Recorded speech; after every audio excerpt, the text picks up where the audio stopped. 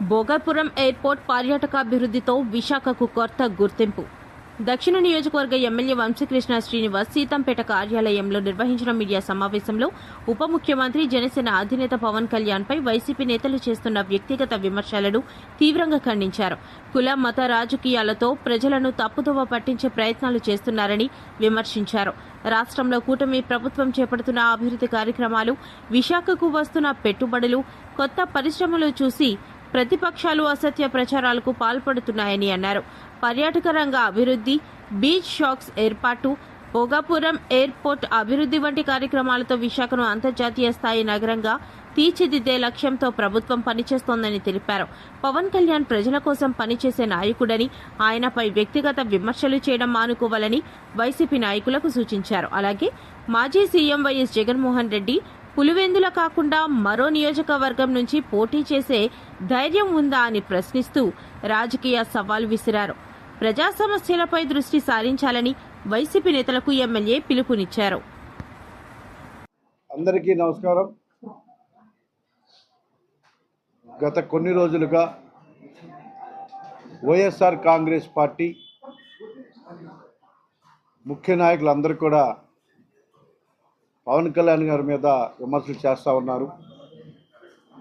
ముఖ్యంగా కూటమి ప్రభుత్వం యొక్క పనితీరు, కూటమి ప్రభుత్వం చేపడుతున్న అభివృద్ధి, కూటమి ప్రభుత్వం చేస్తున్న సంక్షేమాన్ని చూసి మాకు భవిష్యత్తు ఉండదు, ఈ ప్రభుత్వం ఇలాగే అభివృద్ధి చేసుకుంటూ పోతే మాకు లైఫ్లు ఉండవు అని చెప్పి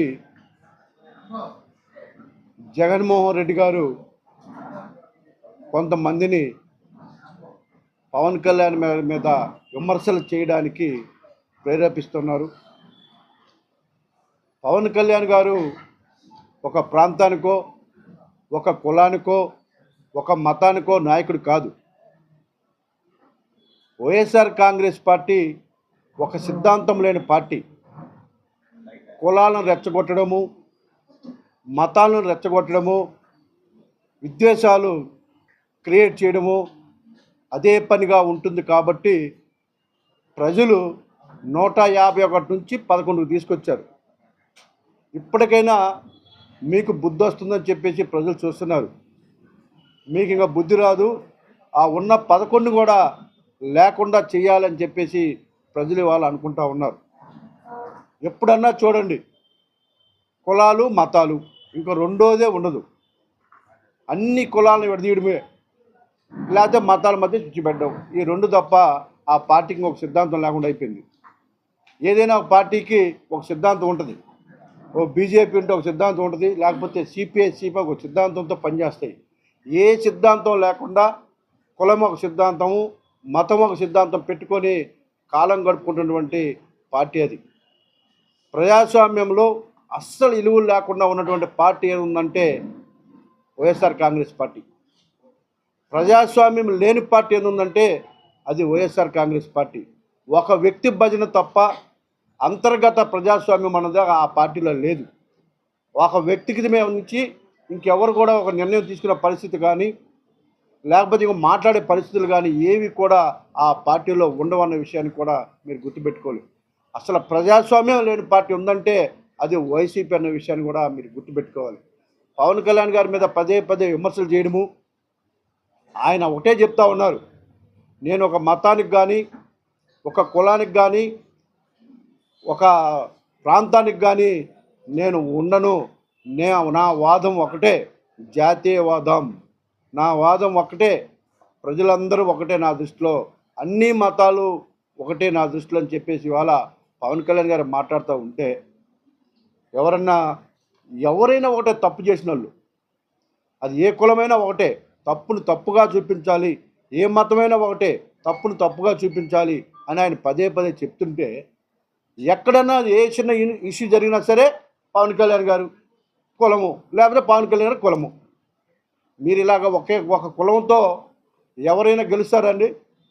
ప్రజాస్వామ్యంలో కులానికి విలువ ఉందా? ప్రజాస్వామ్యంలో ఓటుకు మాత్రమే విలువ ఉంది. ఈ విషయాన్ని మీరు గుర్తుపెట్టుకోవాలి. పోటీ చేయగల దమ్మున్న నాయకుడు అనే విషయాన్ని మీరు గుర్తుపెట్టుకోవాలి. కళ్యాణ్ అన్నిటికీ ఈయనే మాట్లాడాలా, మీరు ఎవరు మాట్లాడాలని అందుకే మీరు విమర్శలు చేస్తున్నారు. మీరు ఇప్పుడు కూడా గుర్తుపెట్టుకోవాలి బ్రదర్, నేను ఎక్కడైనా విషయం వ్యక్తిగతంగా మేము ఎప్పుడు వెళ్ళం. ఎక్కడైనా ప్రజాస్వామ్యంలో విలువలు పోయిన టైంలో, లేకపోతే దుర్మార్గులు రెచ్చిపోతున్న టైంలో నేను ఎప్పుడు కూడా నెలకో లేకపోతే 15 రోజులకో ప్రెస్ మీట్ పెడుతూ ఉంటాం. ఎప్పుడు పెడుతూ ఉంటాను, ఇప్పుడు అలాగే పెట్టాం తప్ప పవన్ కళ్యాణ్ మీద విమర్శలు చేశారనో లేకపోతే ఇంకోటి కాదు. వాళ్ళ ల్యాండ్ మాఫియా, లిక్కర్ మాఫియాల నుంచి బయటకు రావడానికి చేస్తున్న ప్రయత్నం కాబట్టి ఆ ప్రయత్నాన్ని ప్రజలకు తెలియజేయడానికి ఒక ప్రయత్నం తప్ప లేకపోతే ఇంకోటి విషయం కాదన్న విషయం మీరు గుర్తుపెట్టుకుని, నేను ఎప్పుడు ఇదే వేదిక మీదుగా కొన్ని వందల ప్రెస్ మీట్లు పెట్టాం.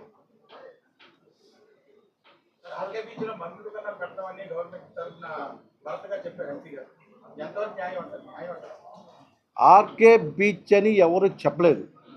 విశాఖపట్నం నుంచి భీమిలిపట్నం వరకు ఉన్నటువంటి బీచ్ని అభివృద్ధి చేయాలి. విశాఖపట్నము అన్నది ఒక అమెరికాకి వెళ్తే శాన్ ఫ్రాన్సిస్కో ఉంటుంది, సేమ్ సిటీ. ఇటు ఒక పక్క కొండలు, ఒక పక్క సముద్రం. సో ఈ అద్భుతమైన సిటీని ప్రపంచం అంతా చూసే విధంగా అభివృద్ధి చేయాలి ఒక లక్ష్యంతో తీసుకున్న ఒక నిర్ణయం. ఆ నిర్ణయాన్ని నేను మనస్ఫూర్తిగా స్వాగతిస్తున్నా. అద్భుతమైనటువంటి బీచ్ని అభివృద్ధి చేసి ఇవాళ గోవా మీరు చూడండి, ఫ్రైడే ఈవినింగ్ అని మన ఫ్లైట్లన్నీ చూడండి. ఇందులో మా సోదరులు కూడా ఎక్కువ మంది ఉంటారు. మీడియా కానీ, ప్రజలు కానీ, యూత్ కానీ అందరూ కోరుకునేది ఏంటి, ప్రశాంతంగా ఫ్యామిలీస్తో ఈవినింగ్ బయటకు వెళ్ళాలని.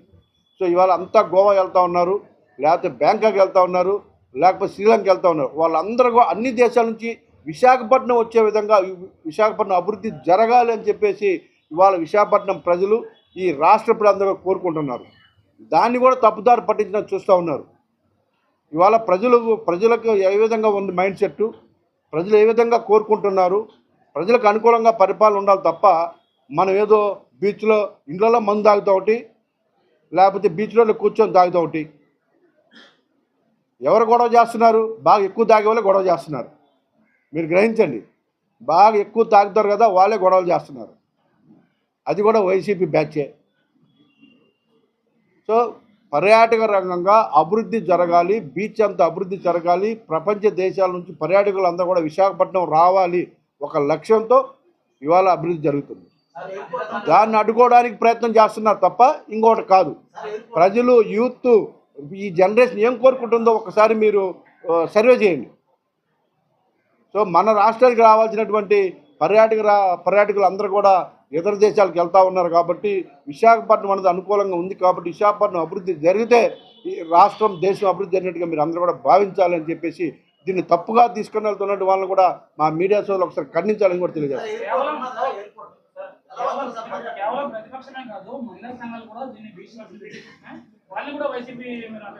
90% ప్రజలు కోరుకుంటున్నారు. మీరు చూసుకొని కావాలంటే సర్వేలు చేసుకోండి. ఒక మీడియా టీం కానీ లేకపోతే ఏ సర్వే సంస్థను చూసుకోండి. విశాఖపట్నం బీచ్ అభివృద్ధి జరగాలి, విశాఖపట్నం అనేది ప్రపంచాన్ని ఆకర్షించాలి, విశాఖపట్నంలో ఉన్నటువంటి ప్రతి ప్రాంతం అభివృద్ధి జరగాలి అని చెప్పేసి ఈ రాష్ట్ర ప్రజలందరూ కోరుకుంటున్నారు, దేశ ప్రజలు కూడా కోరుకుంటున్నారు. వ్యతిరేకించిన వాళ్ళ పర్సెంట్ తక్కువ. ప్రజాస్వామ్యంలో మెజార్టీ ఎవరికి ఏది కోరుకుంటే అదే కరెక్ట్. మెజార్టీ పీపుల్ కోరుకున్నదే కరెక్ట్గా తప్ప ఒక ఇద్దరు ముగ్గురు కోరుకున్నది కాదన్న విషయాన్ని కూడా వైసీపీ వాళ్ళు ప్రేరేపించిన కొంతమందికి ఎవరో ఒకరిద్దరు 2-3% కొంతమంది ఉంటారు తప్ప ఎవరు కూడా బీచ్ని అభివృద్ధి చేస్తామన్నా లేకపోతే ఇవాళ ఎంతమంది మీరు ఒకసారి చూడండి, మన ఫ్లైట్లు చూడండి, ఫ్రైడే ఈవినింగ్ అన్నీ ఫుల్ అవుతాయి, మళ్ళీ సండే ఈవినింగ్ అన్నీ ఫుల్ అవుతాయి అటు నుంచి రిటర్న్. సో విశాఖపట్నం నుంచి వేల మంది ఇతర రాష్ట్ర